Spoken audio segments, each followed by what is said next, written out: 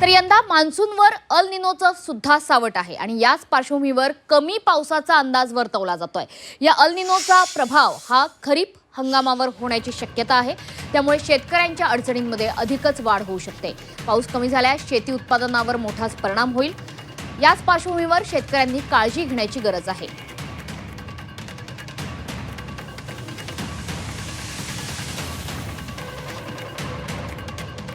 तर अल निनोच्या या संकटामुळे शेतकऱ्यांनी नेमकी काय काळजी घ्यावी बघतोय।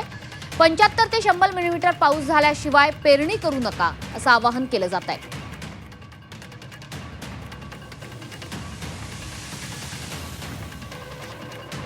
कमी पावसात टिकणाऱ्या पिकांच्या वाणाचीच निवड करा असा सुद्धा सल्ला दिला जातोय।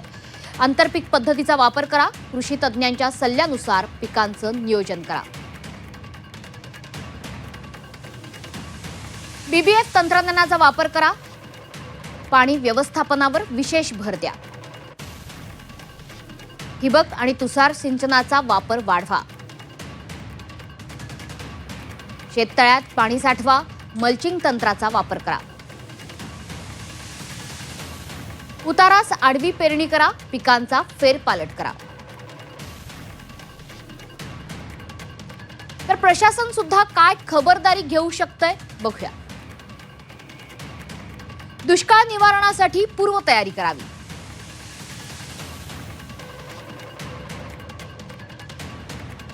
बियाणं आणि खतांचा पुरेसा साठा प्रशासनानं उपलब्ध करून द्यावा। शेतकऱ्यांना वेळेवर मार्गदर्शन आणि सूचना द्याव्यात।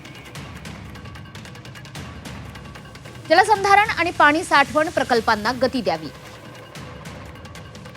पीक विमा आणि मदत योजनांची प्रभावी अंमलबजावणी करावी।